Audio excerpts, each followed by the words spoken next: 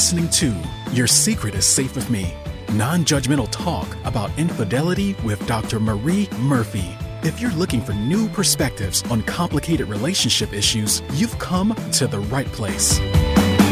Days go by, they're crawling by. Hi, everyone. I'm Dr. Marie Murphy. I'm a relationship coach, and I help people who are engaging in anything they think counts as infidelity to deal with their feelings, clarify what they want, and make decisions about what they're going to do. No shame, no blame, no judgments. If you are in the midst of a complicated infidelity situation and you would like my help making sense of it, you can schedule an introductory coaching session with me through my website, mariemurphyphd.com. I offer confidential, compassionate coaching via Zoom, which means we can work together no matter where you're located. All right. When we find ourselves in a situation in which we think we are confused and don't know what to do, such as when we're in the midst of an infidelity situation, we tend to use our minds in ways that are not helpful. For example, sometimes we look for advice. Sometimes we think that the answers we seek are out there somewhere. Sometimes we think that if we can just find someone who can tell us what we should do, everything will be great. I talked about advice seeking at length in a recent episode. Sometimes we try to solve for all of the facets or all of the aspects of our situations all at once. We try to eat the whole elephant at once, in other words. But when we're doing this, what we really may be doing is focusing on all of the things that we think are problems and thinking about how bad those problems are or how difficult they will be to solve. Not always, and not necessarily, but that is a thing that happens a lot, and it doesn't work out well. Or we may latch onto indecision just for the hell of it, or semi-unintentionally. If you listen to last week's episode, I talked about how after being quite sure that I did not want kids for a number of years, I suddenly decided that maybe I should want kids or should want to want kids. And this kicked off a couple years of me wallowing in indecision. There's a bit of a paradox I want to address here. In many episodes of this podcast, I have talked about uncertainty as an optional thing and the drawbacks associated with saying, I don't know, or I'm confused, or anything along those lines. And I've said all of those things and will keep saying those kinds of things because I think that we often indulge uncertainty in ways that really are not helpful. We may tell ourselves that we want clarity and certainty, but then we do a lot of things that only stand to move us further away from clarity and certainty. For example, when people tell me that they don't know whether they want to leave their spouse or end their relationship with their affair partner or what they want to do about their infidelity situation, it may be true that they don't have an answer to those ultimate questions yet. And that's fair enough, but there are usually three things going on in these kinds of situations that are far more noteworthy than not having ultimate answers to their questions. One is that the person who is telling me they don't know what they want to do about their relationships is nearly always focusing on what they think they don't know or aren't sure of, rather than what they do know for sure. And the interesting thing is that it can seem like a really productive thing to do to focus on what we don't know or think we don't know, but it often isn't. And I'll say more about this later. The second thing that's often happening is that their whole system of thinking or their entire approach to thinking about their conundrum may be based on a bunch of thought errors.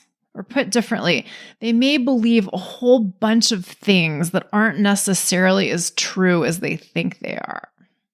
And the third thing that's often happening when we think we're deeply confused about something very important is that we aren't asking ourselves useful questions that would help us move forward. Instead, we're asking ourselves questions and maybe obsessing about questions that can take up a lot of time and energy, but just aren't all that useful. So, there are definitely instances when we tell ourselves that we don't know what we want, and that doesn't end up being as true as we say it is. And I believe that we can do ourselves a tremendous favor by getting better at recognizing that a lot of the time we may not be nearly as confused or uncertain as we think we are, and by getting better at intentionally creating clarity and certainty for ourselves, or having someone help us do that. And of course, sometimes having someone help us do that can be tremendously useful. But here comes the big but. There are times in life when our not knowing goes pretty broad and deep. There are times when we really are uncertain about a lot of things, or at least several very important things. And I don't want to dismiss or deny or minimize these kinds of experiences. They happen, and they are important. Sometimes we get to a point in life when we realize that all of our old ideas, all of our old ways of being, and all of our old ways of doing things really do not fit anymore, and we want to take everything apart and start fresh. This happens, and this is rich, fertile territory. And when we're in it, there may be a lot of things that we really don't know. Sometimes we have to totally melt ourselves down so that we can reformulate ourselves and our lives, and that is beautiful. Interestingly, whether we are facing what I'm going to very loosely call truly grand uncertainty, even though I don't think that language is great at all, that's kind of the best I can do right now, or whether we think we're confused and uncertain, but really we know a lot more than we think, the process of dealing with our state of uncertainty is very similar. Basically, we need to welcome uncertainty and be curious about it, and be willing to intentionally create more certainty for ourselves if that's what we want. And if we do want clarity and certainty, we have to modify a line from Ram Dass, be willing to go as fast as we can, and also be willing to only go as fast as we can. And we don't often like this very much. We often want certainty to just come to us, like immediately or like yesterday. But if certainty is what you want, you will be served well by being willing to do the two very unglamorous things I mentioned a moment ago. One is welcome uncertainty with patience and curiosity, and the other is decide that you are going to intentionally create more and more certainty for yourself. These are simple things, but they're important things. Many of us think that clarity and certainty just come to us, and that when that happens, it's like turning on a light switch and being able to instantly see what was obscured by darkness just a moment ago. And while this can happen, I don't recommend that you count on this happening. Waiting for the revelation that's going to change everything may mean that you spend a lot of time waiting that you could put to much better use.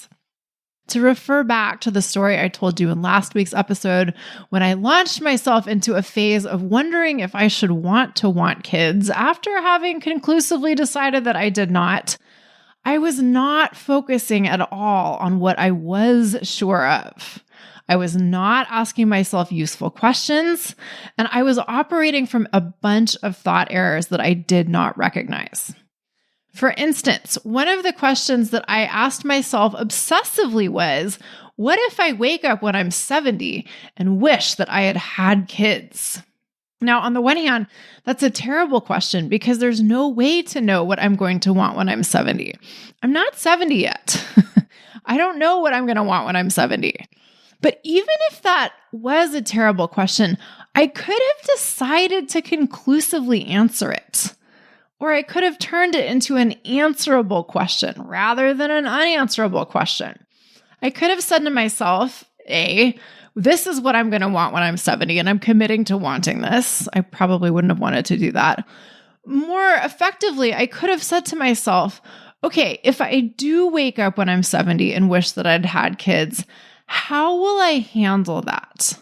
And I could have then answered that question, but I didn't do that. I didn't do any of those things. Instead, I treated this question of what if I wake up when I'm 70 and wish I'd had kids as both important and as impossible to answer. But I didn't have to do either of those things.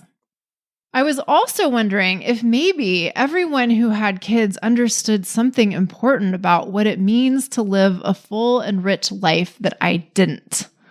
Wondering is the key word in that last sentence. I was rather aimlessly wondering if maybe all of the ideas I'd had about what I thought comprised a rich and meaningful life were perhaps baseless. Here's the thing. Sometimes we really do want to question our beliefs about what constitutes a meaningful and worthwhile life. Sometimes we really do want to make adjustments in that department. Sometimes we decide that our old beliefs or our old operating systems or our old preferences really don't suit us anymore and we want to make some changes. But that wasn't what was going on with me.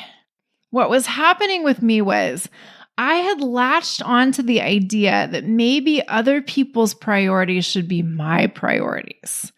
I had latched onto the idea that maybe there was something wrong with me if I didn't value the same things that some other people did. And these can be considered thought errors. In fact, I would say that any thought that contains the phrase, maybe there's something wrong with me, is always a thought error.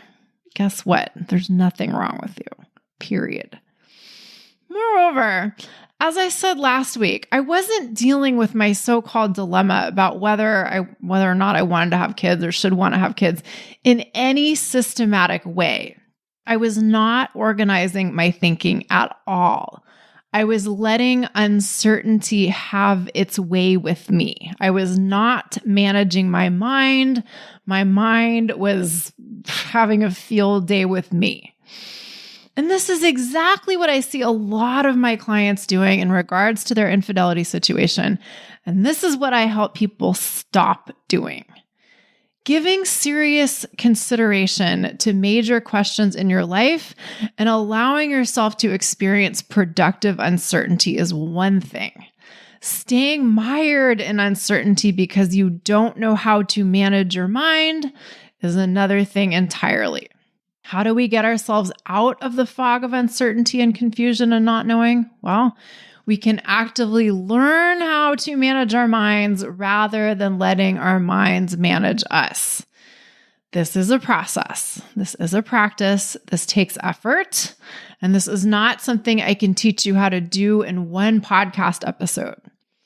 But what I can tell you right now is that you can decide, starting today, that you can intentionally create clarity and certainty for yourself if you want to. You really do have to decide that this is something you have the power to do. If you continue to believe, consciously or semi-consciously, that clarity and certainty are things that just happen and are things that are beyond your power to create for yourself, then guess what? You will create evidence for yourself that that is true. You may be familiar with the saying, the mind makes a wonderful servant, but a terrible master. In fact, you may have heard me say that before on this very podcast. That line is attributed to Robin Sharma, but I'm willing to bet it's an expression with ancient, untraceable roots. Maybe Buddha said it first. Anyway, it's one thing to hear this line, and it's another thing to decide that you are going to learn how to be the master of your mind rather than its servant. But that process, even if it is a process, starts with a simple decision.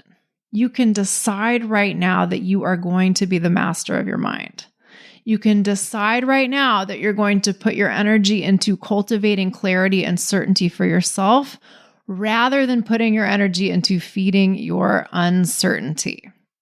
Now, Making these decisions and then following through on them may not give you any hit of instant gratification.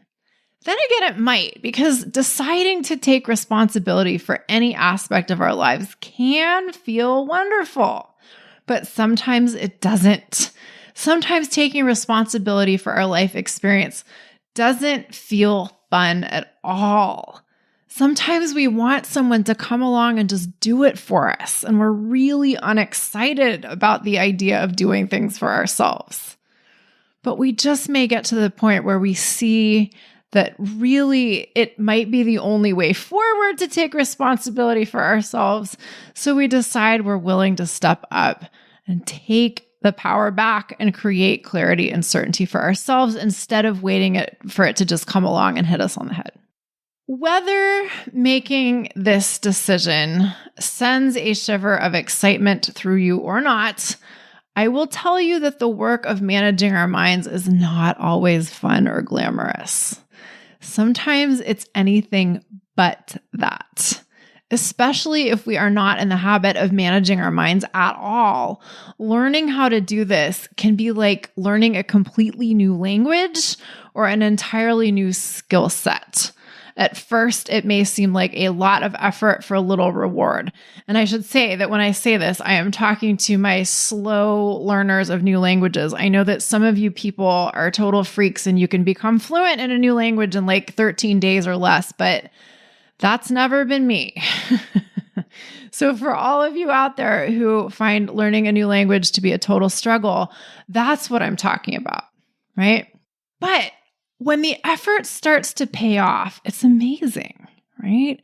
When we start to be able to formulate sentences in the new language we're learning, it's like, oh my God, it's actually happening. When you have your first dream in the language you're trying to learn, it's like, oh, wow, how did that happen, right? And the same is true with actively learning how to manage our minds instead of just letting our minds lead us around. At first, there may be so much effort involved and it just may feel hard and perhaps not even worth it. But then we start to get successes and life starts to get so much simpler and so much better. We're able to get clear on what we want and just go after it. And we're able to deal with things that are beyond our control in a truly different way. And of course, managing our minds has many benefits, and one of them is that we can deal with our infidelity situations with a lot less fuss and drama, and then we can get on with the business of enjoying our romantic lives instead of fretting about them, and thus enjoying our entire lives a whole lot more instead of having all of our time and energy get sucked into the black hole of our infidelity situation. So, here are 4 things you can start to do to begin the process of managing your mind and intentionally cultivating clarity and certainty. Number 1, decide that you are going to deal with your puzzle one piece at a time. When we have what seems like a complex, multifaceted situation on our hands, we may attempt to solve for all the things at once. We are especially likely to do this if we believe our situation is a problem, and even more likely to do this if we believe we don't know how to solve our problem. But this kind of thinking can send us into panic mode. And when we're in panic mode, we may want to attempt to boil the ocean in a teacup. We may try to eat the elephant in one whole bite. But quite simply, it's impossible to do this. We can't boil the ocean in a teacup. We can't eat the whole elephant at once. We just can't. Instead of trying to solve for all the things at once, we need to be able to slow down and examine our situation deliberately. What exactly is the nature and scope of the situation or the conundrum we're in? What are the questions we're trying to answer? Or what are the problems we're trying to solve? And then once we've identified the facets of our situation, once we've gotten the lay of the land, can we slow down and address the things one at a time? This is something that many people find very hard to do, and that's understandable. Our minds may really want to attempt to solve for every facet of our situation at once. Our brains may want us to believe that we've got a big, gnarly problem on our hands and we will not be able to rest until we solve it. So we try to address all of it at once and as quickly as possible. But since this doesn't work, we have to be willing to step in and assure our minds that they don't have to panic. We're going to work through our situation, but we're going to do it at a reasonable pace. And we need to reassure ourselves that it's okay to do it this way. We're going to deal with one topic at a time, one question at a time, one thought at a time. And we're going to trust that by doing this, we'll make better progress than if we try to do everything all at once. The second thing we want to do is stop asking ourselves unhelpful questions and start asking ourselves questions that are actually helpful.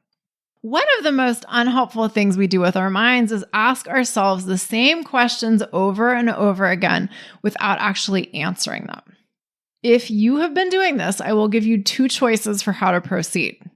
Either just stop asking the questions or decide that you're going to answer the questions you've been asking yourself. What you may find is that the questions you've been asking yourself over and over again are not actually questions you can answer. For example, a lot of people spend a lot of time ruminating on questions like, will I be happy with my affair partner a year from now if I leave my marriage to be with them? Or, how will I feel if I recommit to my marriage and then later decide I made a mistake by letting my affair partner go? These are not questions you can answer in the present. Well, actually, that's not entirely true. You could decide on purpose how you will feel no matter what happens in your future. That is an option that's available to you. You can decide how you want to feel, and you can commit to thinking the thoughts that will enable you to feel that way. But if you're not going to do that, then you may not be able to know how you're going to feel in the future. And therefore, spending time on questions of how you will feel in the future if you do X, Y, or Z are just going to keep you stuck. Asking yourself these questions over and over again may seem like a great idea, but doing this will not help you move forward at all. However, questions about what you are willing to try or invest in are much more helpful. For instance, you might very usefully ask yourself, do I want to give my relationship with my affair partner a try outside of the affair bubble? That is a question you can answer in the present. So, if you are spending time repeatedly mulling over questions that you either cannot answer or will not answer, it may be time to ditch your old questions and ask yourself some new ones. Here's the third thing you can start doing right now. You can decide that you can and will answer the questions that you ask yourself. This may sound like a simple thing, but it's a really big deal. Answering questions for yourself may require you to decide that you can answer questions for yourself.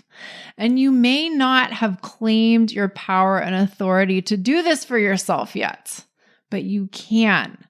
And no one else can do that for you. Nobody's going to come up to you and say, okay, guess what? You now have permission to be the supreme authority of your own life, and you are totally in charge of your own decisions, and there's no need to second guess yourself, right? You have to award that power to yourself. Now, here's where it gets really interesting. Even when you know in your bones that you have the power to come up with your own answers, coming up with your own answers will still take work sometimes. And developing certainty that your answers are right for you will still take effort sometimes. Sometimes it's easy.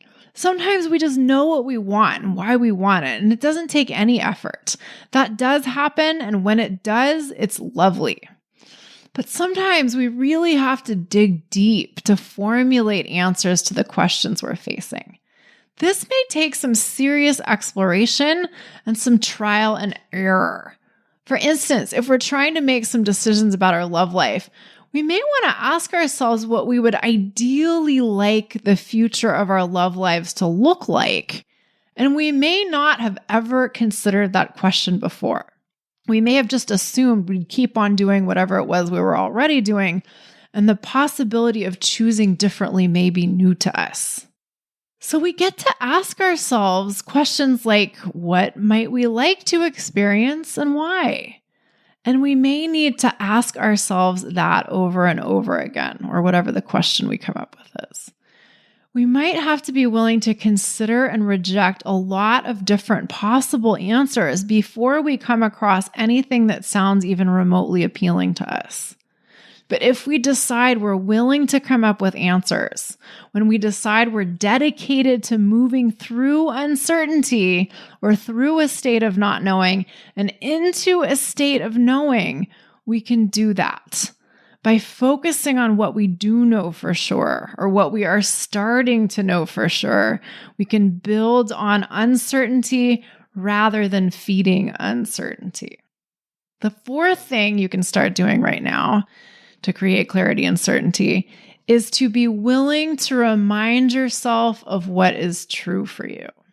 As we've been talking about today, our minds will drive us crazy if we let them. Our minds are perfectly capable of second-guessing their own ideas.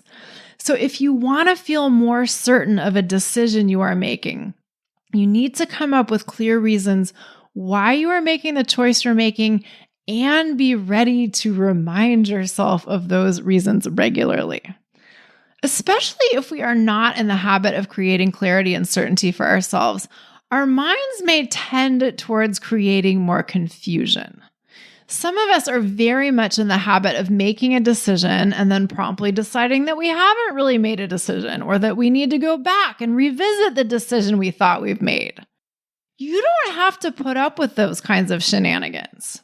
You can, gently but firmly, tell your own mind that you have made a decision and you like your decision for reasons A, B, and C, and that you are not going to reconsider just because your mind is having a little freak out. There are many reasons why our minds love to entertain uncertainty and indecision. There are many reasons why our minds resist certainty and resist our efforts to create it for ourselves. This is, of course, kind of ironic because our minds also love to cling to certainty, but that's okay because both of these things can be true at once. What you need to know is that you need to be prepared for your mind's resistance to your certainty creation process and be ready to actively build certainty by repeatedly reminding yourself of what is true for you, or why what you have decided to do is a good idea, or why you want what you want. One of the greatest powers we possess is our power to choose what we focus on. We can focus on what we are sure of, or we can focus on what we aren't sure of. This is a simple thing, but it's really powerful. And so often we don't exercise this power of our focus to our full advantage. And one of the simplest ways we can build more certainty and clarity for ourselves is by taking this power by taking the steering wheel and using this power more effectively and saying, this is what I'm sure of. This is what I know I want, over and over and over again, instead of indulging in uncertainty. Okay. It's one thing to hear me talk about all of this stuff on the podcast, and it's another thing to have me as your coach who helps you apply my teachings to your specific situation and put the concepts I talk about to use in your own life. Sometimes a hit of insight is a great thing, but there is a big difference between passively consuming information, like, for instance, by listening to a podcast, and doing the actual work of making change. So if you want to begin to resolve your infidelity situation in a way that's truly right for you, and you want my help doing it, let's get to work. The first step is for you to schedule an introductory coaching session with me through my website, mariemurphyphd.com. I can't wait to meet you. All right, everyone. Thank you all so much for listening. Have a great week. Bye for now. Thanks for listening to Your Secret is Safe with Me with Dr. Marie Murphy. Make sure to click subscribe to get updates on our latest episodes.